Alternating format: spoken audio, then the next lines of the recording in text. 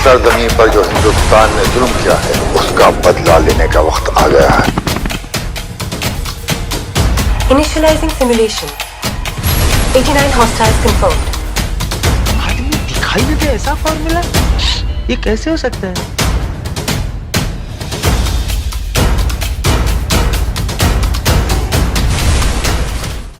क्या चिट्टी लीला के रॉबर्ट चाइल्ड को पकड़ पाएगा?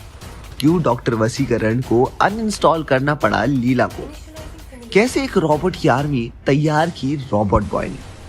हेलो दोस्तों, आप सभी का स्वागत है बॉलीग्राड स्टूडियोज में।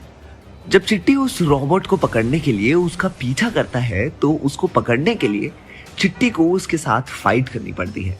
वो रॉबोट चिट्टी से भी ज्यादा पावरफुल होता है, इसलिए चिट्टी उसको हरा नहीं पाता और ना ही उसको पकड़ पाता है। अब डॉक्टर वशीकरण को मजबूरन लीला को ना चाहते हुए भी हमेशा के लिए अनइंस्टॉल करना पड़ता है, क्योंकि वो नहीं चाहते थे कि आगे भी इस तरह के रोबोट्स पैदा हो जो दुनिया के लिए खतरा बन जाए। अब पैदा हुआ रोबोट, जो कि मूवी का विलन है, जिसका चेहरा किसी इंसान की तरह नहीं बल्कि एक रोबोट की तरह ही है, वो इंसानों को मारना शुरू कर देता है। वो खुद की एक लैब तैयार करता है और फीमेल रोबोट बनाना कर अपने जैसे और रोबोट पैदा कर लेता है। और वो चाहता है कि रोबोट की पॉपुलेशन इंसानों से ज्यादा हो जाए, क्योंकि उसका मानना है कि जितना हक इंसानों का इस धरती पर है उतना ही हक रोबोट्स का भी इस धरती पर है। वो लोगों को और गवर्नमेंट को अपने इस मैसेज को टीवी पर टेलीकास्ट करने के लिए बताता है।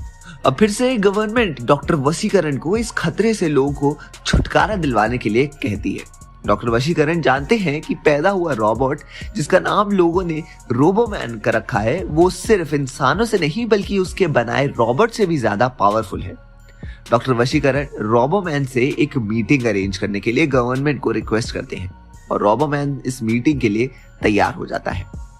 अब मीटिंग वाले दिन कॉन्फ्रेंस हॉल में सभी मिनिस्टर, साइंटिस्ट और डॉक्टर वशीकरण के साथ रोबोमैन से बात करने के लिए मौजूद होते हैं। रोबोमैन मीटिंग में आ जाता है। वो कहता है कि इंसान और रोबोट एक ही प्लेनेट में नहीं रह सकते, इसलिए हमने ये डिसाइड करा है कि इस प्लेनेट में रहने का असली हकदार कौन है, वो ही इस प्लेनेट में रह सकता है। वो यही नहीं रुकता और आगे कहता है, हमारा भी जन्म वैसे ही हुआ जैसा इंसानों और जानवरों का इस धरती पर हुआ है। इंसान जीवों की प्रजाति में सबसे सर्वश्रेष्ठ है, इसलिए उसने ये धरती को अपने रहने लायक बना लिया है।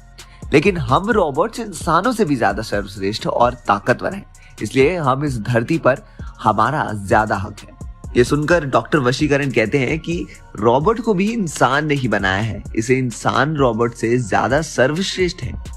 अब रोबोमैन कहता है कि अगर आप सर्वश्रेष्ठ हो तो साबित करो, और रोबोमैन कहता है कि आप हमारे साथ जंग करो, जो जीता धरती उसकी और जो हारा वो इस प्लेनेट को छोड़कर हमेशा के लिए चला जाएगा। ये सुनकर डॉक्टर वशीकरण कहते हैं कि इंसान तो इस धरती पर जब से ये धरती है तब से ही है, और तब रोबोट का नामो निशान भी इस दुनिया में नहीं था, तो इसलिए यहाँ कौन रहेगा इस पर तो डिबेट तो हो नहीं सकती। धरती इंसान और जानवरों की थी, है और रहेगी।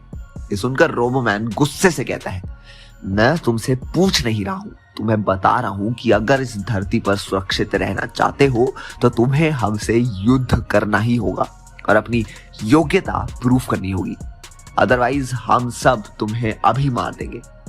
अब क्या इंसानों और रोबोट में होगी जंग शुरू?